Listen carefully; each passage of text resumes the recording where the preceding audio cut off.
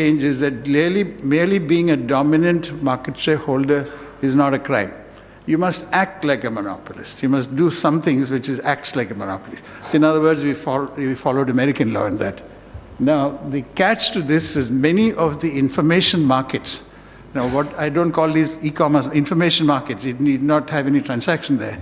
Many of the information markets are winner-take-all markets, partly because of a technical feature called network effects. Network effects work in the following way. If most of these information businesses are two-sided networks. On one side are consumers, and the other side some people supplying something to them. And typically what happens is, if some particular standard, for example, the MPEG-3 standards get popular, the more the more things will be published in MPEG-3. And the more it gets published in MPEG-3, that becomes the dominant standard. So quickly, some technical standard becomes dominant. So typically what happens is, in the current fight which is going on in India among the quote-unquote e-commerce companies, is because many of them think, I think falsely, many of them think that e-commerce is a winner-take-all market. Okay, when that only number one will take 80% of the profit, number two will take another 15%, number three onwards is destined to die. But many of these are winner-take-all market. For example, Google in India has a 99% market share. Now, what happens here is the Competition Commission is struggling to see what is the difference between a monopoly, which now we know is not being sinful to have a monopoly, because many of these markets will be, and defining market boundaries itself is difficult, but what constitutes acting like a monopolist in these things. So that is going to be a fruitful area for some of our daily lawyer friends. That's going to be a lot of debate going on that. The second is net neutrality, which has not yet risen in a big way in India. The issue is, somebody offers you zero-charge internet. Most people are inclined to say that's very good. But this is somewhat the equivalent of saying, take the Delhi-Gurgaon highway. I believe the toll has been abolished. But assuming the time when there was a toll, Ford Motor Company comes to the government of Delhi and says, you know what, I will pay toll on behalf of all who traverse on this highway, but the condition is only Ford motor car can be used. Now that is the zero tariff internet, is that basically. So that battle lies ahead. Tim Wu of the Columbia University in New York has written excellent stuff on it, and he's a chief proponent of that. I think he now works for the US government, or spent a year. Very bright guy, and I think he's pointed out there is a concept called the commons. Okay, the commons is when some things need to be owned by the public at large. And in the late 19th century, it was discovered that roads are one such thing. The roads cannot be bought and made, become Marine Drive or this Gurgaon highway can't be auctioned off to the highest bidder. It can't be. So I think we are looking forward to a lot of conflicts on this, all to the good. Privacy is another big issue, and there is two parts to it. One is everything that you do on the internet is logged in some server. And the classic case is told that when you're 18, you do some posts on Facebook, and it says, you know, Obama is an ass. He should be assassinated. And when you're 18, it's a cute thing to say. Nobody takes you seriously. Now you appear for an interview on Wall Street and you're 25. And the Wall Street HR guy looks it up and says, you have some insurrectionary views about life, do you? Now this girl says, I said it when I was 18, but he said, I don't believe you. And it must be deep inside. You must have some antagonism about the American way of life. Who knows? Huh? So people are now saying, I have a right to be forgotten. Okay, when I approach Google or any relay for where you archive your data, when I say take it off the server, you must take it off. The Europeans are acting on it first.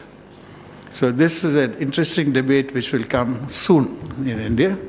The sovereign state problem we discussed. Where are the servers located? Where is the consumer located? Where will tax be paid? Is absolutely right. She said we are running out of time. So I think finally, some of the things, the reason why you have so much of so-called e-commerce activity going on in this country, because India has a supremely inefficient value chain. If you take an electronics product, it starts from China, one distributor from there takes 2%. It comes to an importer distributor, it takes 3%, which is 5. It comes to a wholesaler in a city, it takes another 3 or 4%. It comes to a retailer. So what is being disrupted is that chain. There's nothing unusual, because e-commerce companies, including mine, are willing to work to 3 to 4% margin, and they're disrupting this long chain. There is no other miracle which is going on. When the disruption is complete, I think it's fine. I think it's a great thing, adding more efficiency. Anyway, thank you very much.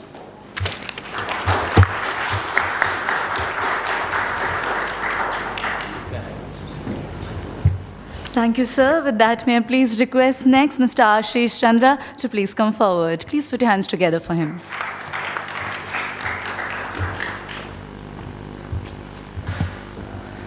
Thanks, Ajit, for taking me back about 10 years, where I started to see the e-commerce industry as a lawyer, and I don't know whether I was fortunate to be part of that litigation or it was an unfortunate litigation, but for me personally, it was a great learning as a lawyer as well as someone who wanted to understand the e-commerce industry a lot. So my journey in your e-commerce is more than 10 years, and I'm happy to share how I have seen e-commerce right from its infancy now to a very mature stage where it has started to threaten the status quo. What I'll talk is that I'll take advantage of being an insider of this industry for last about 10 years. I will not talk about the pros and cons of e-commerce and much about the law, because I think the people who are on that side are more lawyers and they can talk law far better than me. And e-commerce has been in India since Rediff days, and it's been, I think, 15, 16 years now, sir. So I think we all know about e-commerce. Let's talk about what next, right? Because, I mean, it all started with investors when they wanted to invest into e-commerce companies saying that, well, let's make something to make people habitual of going on internet and trying to buy something, and it started through classified sites and it went into e-commerce, and now it's been something else. The mindset of the investors after a few years changed to, well, I mean, how many customers you have, how many users you have. It still hasn't gone to the concept of what we say GMV, which is gross merchandise value. So from that, it moved to in late year 2010, something like that, that what is your GMV, right? Now it is the stage, because we all see in the newspapers about the GMV, what's the GMV of Flipkart, Amazon, and Snapdeal and all. But if you go to the investors now, if you actually want the next multi-billion-dollar valuation, they're not talking about the GMV, or they're not talking about the number of users. The one thing which they ask, what is the problem you are solving? I think that's the level of maturity of e-commerce or consumer internet, I would say, that India has reached to, which I feel proud of, having seen the infancy stage wherein, we were going to take investment on, can I bring my mom and dad on internet so that they can buy some basic stuff, to the problem where, to a point where people are saying that, what is the problem you are solving? I am not going to invest on your further discounting or your further customer acquisition. Tell me what is the problem you have seen, what is the solution you have, and how you are solving. And that's where I think the world is heading to, and that's what the key questions we are listening and we are asking when we are making acquisitions of the companies. Coming back to the point which Sir Ajay has said, that all these investments are coming mainly to fund the discounts. Well, I partially agree. I partially disagree. But let me tell you, more than 80% of these investments are not going in discounts. I mean, these are actually going at this point of time. I'm not talking about 3-4 years back. At this point of time, most of these investments are going to solve the real problems. For me, e-commerce is not a fancy thing to come on the internet and just bargain for discount and buy.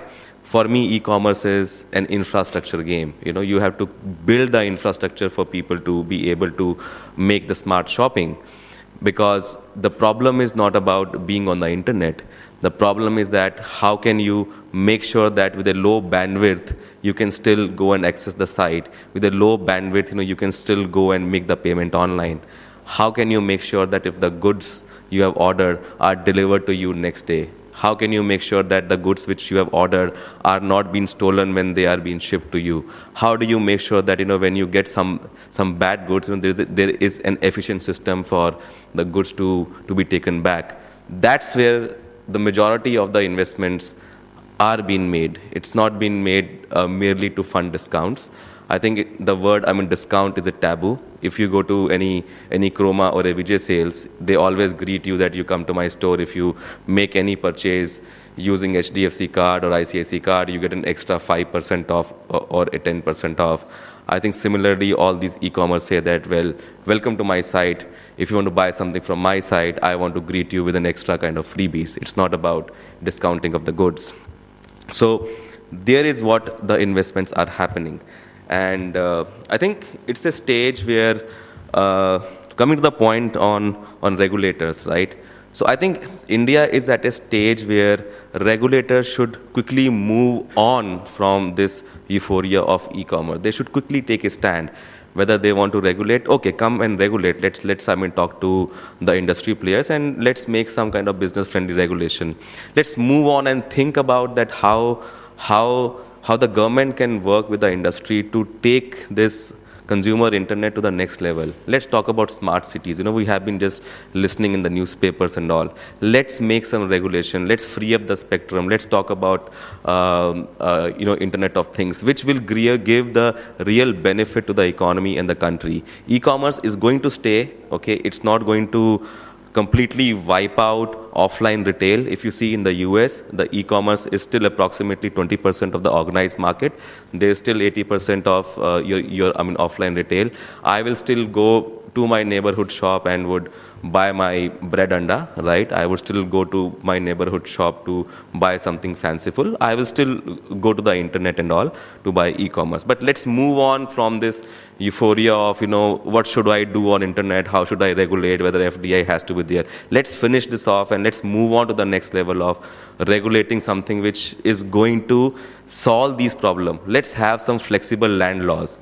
Let's make sure that, we people get big land to make sure that there are warehouses, goods are stocked in a proper way so that you as consumer can get the good in safe and a convenient way in shortest possible time. Let's make some flexible law to make sure that we have drones available in the company so that this logistics problem gets solved, right? Let's make something so that the bandwidth is available at a cheaper cost, the call drops are out. That will create the good ecosystem for the e-commerce. Now, something which, going back to 2004 when this Avnish Bajaj case has happened, and I was also part of the team who started to interact with the government to help them understand that, the laws have to catch pace because the Information Technology Act was enacted in 2000, and I think more or less not much amendments were made. So that was the first time which was like a knock on the head of the government to make sure that let's just wake up and make the laws which are far more flexible. The interesting part, it was the entire overhaul of the Information Technology Act was done in 2008. And if you go and see the parliamentary record, when this bill was placed before the parliament, which is Information Technology Amendment Bill of 2008, how much time it took in the parliament to pass this bill? Hardly 30 seconds. I don't think 14 minutes. It was passed in 14 minutes. 14 minutes, but when they say, okay, show off and no debate, no debate, just no debate. And I think it is a very critical piece of legislation for technology in India, which was just being brushed away. Thankfully, it got passed. That is the good thing. It was not been debated and sent back to some cabinet committee. But having said that, do we still believe that those haunting days are gone? Fortunately, unfortunately, I was again part of the same episode, which you all know that very recently Mumbai FDA was very aggressive against the e-commerce marketplaces for some seller who apparently have listed some prescription drugs and all. So, I actually went back about 10 years and thought that what happened at that point of time with Bazi stroke eBay has again started to happen. Interestingly, DCGI, they constituted a committee to look into having some legislation, around e-pharmacy, something like that. The very interesting part is that the gentleman, very respectable gentleman, who took the action against e-commerce company was made the chairman of that committee. Now, I hope the change in the law would be more about to give some flexible regulation to grow this industry rather than further strengthening the regulation to knock them down. So, because I got slightly bit concerned that how could this happen, because when you have to make someone as a chairman of that committee, someone you take that person who has already taken action against the e-commerce company, but I believe that's how the government would like to work, because with due respect, that person has got more understanding about how this particular industry works. So we all hope that we will have a balancing regulations.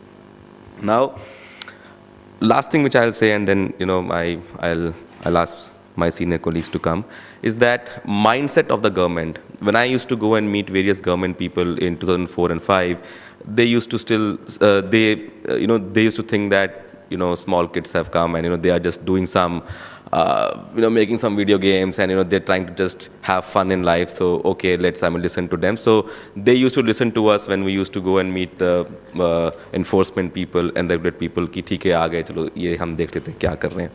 Right from that stage to this stage, the government has become really very mature. I mean, I can't tell you that how open-minded and how progressive they are thinking about, helping the young entrepreneurs to take the right step and also to create the right environment.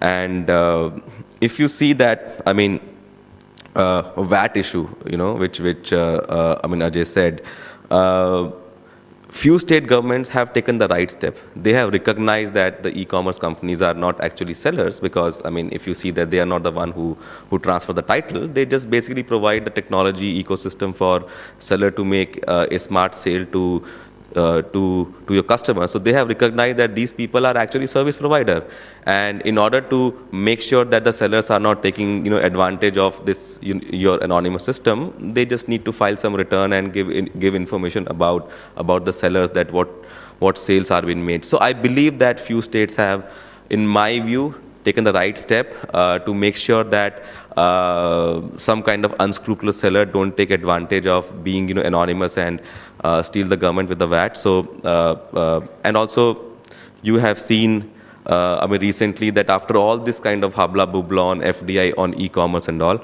government all believe that that e-commerce marketplaces are not into retail. Because if you see the DIPP, your e-commerce consultation, your paper, they have clearly distinguished between an inventory-led model and a marketplace model. Government do understand, that's why they're not taking any hard stand that, I want to bring e-commerce marketplace also under the FDI restrictions. Very recently, the Consumer Protection Bill has been cleared by the cabinet, and it has been placed before the parliament. It has also recognized the concept of electronic intermediary, because they also believe that just because of the fault of the sellers, electronic intermediaries like your e-commerce companies are always being framed in your consumer disputes and all. So they understand this problem, and they're trying to bring the right legislation.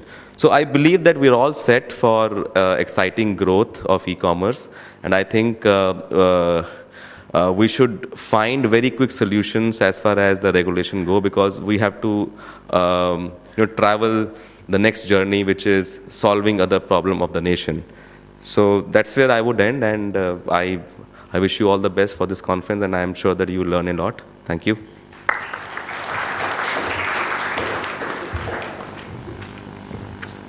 Thank you, sir. With that, may I please request Mr. Rajinder Sharma, General Counsel, Flipkart, to please come on the dais. Please put your hands together for him. Morning, everyone. Actually, Ashish just said everything. We don't need to say anything. I just should say ditto and go away. But at the very outset, let me acknowledge two brand ambassadors I've got here. Ajay Bahal and Gaurav, they both spoke of flipping, means Flipkart, they said. No one said amazing. Sorry, Rakesh, but I'm going to say that. So it's good to actually get into this discussion, and I am the youngest baby in the e-commerce, so please don't expect much from me, but I can tell you what enticed me and what brought me into this e-commerce industry and what made me to make this change at the 58th year of my life to go from a good organization to a young, vibrant organization. Two, three things, I think so, which I learned. One was that which is the biggest e-commerce organization in this country. You know, the biggest e-commerce industry today now is the government of India. Not many, I don't know many people know this or not, but IRCTC is the biggest, largest the e-commerce platform in this country. So the government is the biggest platform, number one. And the first e-commerce which I learned, correct me Rakesh and Ashish, you are the old guys out over there, what I heard was the matrimonial sites was the first one which started the really e-commerce business in India in 2005 or something like that, which really went into the dizzy of creating some sort of a situation out over there. But having said that, what really enticed me was, it reminded me of my initial days in Bharti, 1999, when I joined as the first lawyer in Bharti. There was no regulations for the telecom industry, none whatsoever. And it was an amazing experience because you had one gentleman in the morning who was a licensor. The same gentleman wearing different hat in the afternoon was a regulator. And the same gentleman in the evening was wearing the hat of BSNL and he was a competitor. And to tackle these three guys in one stretch and asking him to look at it from a different perspective than what he did in the morning or in the afternoon was an amazing, amazing, challenging experience. And above all, the Telecom Act at that time recognized a word as Telecom Authority, which was only meant for the government telecom companies. So whatever we as Bharti did, or we tried to do that, we said, no, you are not a telecom authority. You will not get those benefits, privileges, and everything which the BSNL or MTNL would be getting. And 99.99% share of the government, and to take it to what it is today is a mind-boggling sort of a growth. I only hope that the same challenges, which I think Ashish has counted many of them, Ajit has bought many of them. But in 1 month and 4 days exactly since I've been in this organization, 1 month and 14 days I've been in this organization, I can recount 3-4 things which have come to our knowledge and attention. One, I think the regulatory framework. More is from the point of view that most people don't understand what exactly these e-commerce companies are doing, whether we are really the marketplace or we are the traders ourselves or we are what sort of situations. So one example which I learned out over there when this was being discussed, I said that perhaps we are one good platform of, let us say, Rajinder Sharma and Sons operating in Gurgaon. And today means rather than catering my small community in and around MG Road where I stay, I can use this media to spread my goods and my materials which I intend to sell to all across the country. So you'll be surprised to see that a product which is reaching Kerala would be a product from Chandigarh. And by a trader selling in Chandigarh, and he's able to sell his product out in Kerala out over there. And we had a live example while trying to show this to the VAT officers out over there. And it was such an amazing sort of a experience for me also. It was a sort of an experience, you means really saw that what we are doing, you are really opening up the world. And you are not only opening up the world, you are making it much, much more smaller than what exactly it was earlier. So that mindset or change in the regulatory thought process is very, very important to understand and see. It's not that people are not trying sincerely or trying to look into what is the situation, it is happening. Means indeed we are having many, many states, and like I was discussing with Ashish and Rakesh in the morning, they say that there has been some change happening. Some states who are forward looking and trying to do that, so that is happening out over there. Second, which we learned out over there was that perhaps your capability is not being, or your potential to invest in a state is not being seen by the state government as is being done by a brick and mortar manufacturing industry out over there. That when you as an industry say that my previous company Samsung wanted to put up a factory, means we had 4 states running after us to say, come and put a factory in our place, we'll give you a free tax, we'll give you a tax subsidy, we'll give you free water, we'll give you some electricity subsidy, we'll give you blah, blah, blah. Why it is not happening to the e-commerce industry? Because we are also investing in the same manner in the warehouses and structuring and all those things. You know, the mechanized sorting and all those things, such a huge potential of changing the face of logistic industry is happening at this juncture. So why we are not utilizing, or why the government is not understanding the potential of these investments coming in those form in trying to improve that, and the bargaining power which e-commerce industry should have and should be taking for the purpose of saying to the state government, hey, don't discriminate us. We are not the stepchild, or we are not the young babies who are trying to play a video game through our internet. We are also a hardcore industry which is moving into trying to put those sort of feelings into the, or investments into the system out over there. So that's the second aspect. But are we reaching there? The answer is yes. Because we just had one small example, I think so, which I faced was, there was some crisis, and one of our colleagues went and said, we are fed up with Karnataka, we are going out. We want to build our largest warehouse somewhere outside Karnataka because of the issues. And next day, it was published in the paper, and next day we had the whole bureaucracy piling onto us and trying to say, okay, what do you want? So what exactly is the situation? So when we explain to them that, hey guys, we are trying to get these sort of situations or these sort of investments into the state, and why should you discriminate us from the others? They understand the whole thing. So the realization of us being a mainframe industry is, I think, dawning up very soon. It will still take time to reach out over there. The third most important aspect is perhaps the idea of when the bureaucracy is there, then the judiciary becomes again very important. So how do we explain? When I speak of judiciary, I start from the lower strata of the judicial functions out over there, to explain to them that what exactly the whole situation is, and perhaps the conferences like this and more expanding of the world, where we are able to share and tell that what exactly the e-commerce is. There's a lot of myth, there's a lot of misconceptions, there's a lot of non-information available in the marketplace, which is creating more of these issues rather than trying to unwind the whole thing and get into the pith and substance as to what exactly the situation is. And we are seeing that in the judgment, like Ajay just mentioned that case of Delhi High Court. I remember, Ajay, this same thing was done in 2001 when we wanted to take Bharti.com, and there was only one judgment available that time of New Zealand High Court, which we used. For the person, there was an astrologer who owned this site Bharti.com earlier, based in Canada. Vijay Bharti was his name.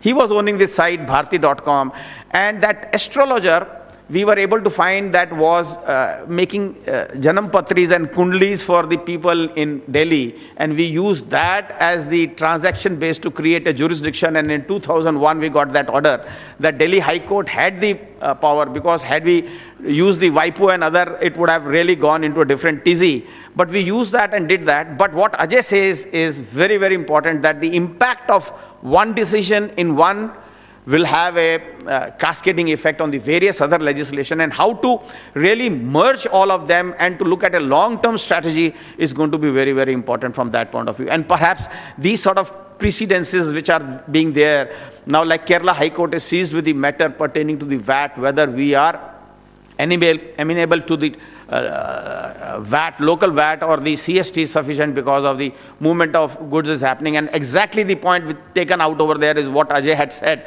that since the transaction got completed in Kerala, the sale got completed in Kerala, the sales of good, Section 4 got implicated by its action in Kerala, there's a local sale. There's nothing to do. And he says, since it was a conditional sale, because you have a return policy out over there in your books, in your terms and condition, you have a return policy. So if the person does not return the good in 15 days, then only the goods passes on finally. So it is the sale made out over here. So those sort of thought processes, because e-commerce is more visible. Being a visible organization, I think the attention for everyone onto it is very, very high. And at the same time, everyone thinks that there's a lot of money coming in, and we are cash-rich organization, so we have a lot of cash piled on. So why not milk the cow, which is really milking at this moment? So everyone wants to cut the grass while the sun shines from that point of view. These perhaps perceptions need to be cleared, and I think so. Fortunately, the three major players, Snapdeal, Amazon, and Flipkart, we are actually all combined at the top, because all the three lawyers, we know each other pretty well for last two decades each. And perhaps I think the concentrated effort which we will put together to clear most of these ambiguities will be helping the industry per se. And obviously, we will have lawyers like Ajay and Gaurav to assist us. Thank you very much.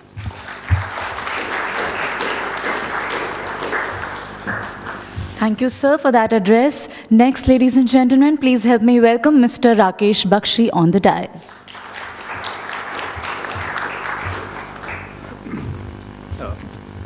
Good morning, everyone. And thank you, Bitika. It's a pleasure to be here. And the only thing I can start with is that Shakespeare once said, "What's in a name?" And in my case, it's Rakesh, and it kind of follows last on the dais. So you end up in a situation where people preceding you have, done a great job in terms of talking about the industry, their experiences. And it's kind of hard to follow that act. But I'll do my best to briefly talk about my experiences since I joined Amazon, not 7, but about 4.5 years back, from Microsoft, and two very different industries. And one of the things that I had to debate was when I was changing jobs, I had a couple of other opportunities, and the thought was which one I should go with. And eventually my wife prevailed, and she said, look, you get a different industry, and you also get to work on technology. And I think that's what really defines e-commerce. It's a traditional industry using technology in a very different way and an impactful way, and we'll get into that in my remarks in a bit. So when I joined Amazon in April of 2011, it was still a very nascent industry, very few players. The regulations are very clear, actually, that retail was not allowed, period. And then subsequently, they allowed retail in the physical world, albeit with some restrictions. And but e-commerce continued to be kind of excluded from that mix. And so the first thing that we had to realize is that, what is the model that we need to adopt to be able to operate here?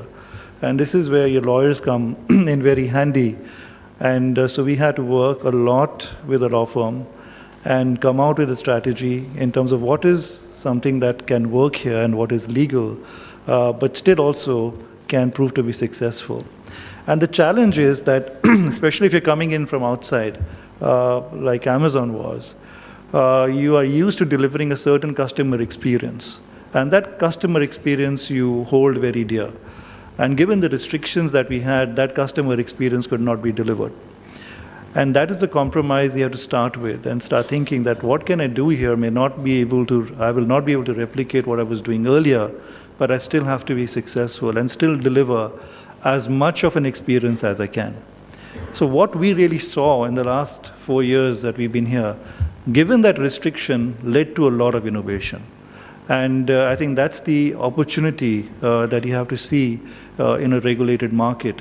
And a number of innovations that, in terms of how we have used Kirana stores, how we have worked with our sellers, how we empowered sellers to use our platform, have been great learnings that we now will transpose to other parts of the world in Amazon. So that kind of a mindset is what you have to have in this situation. That kind of logically flows into the second situation, and what we faced a lot in India, that you cannot do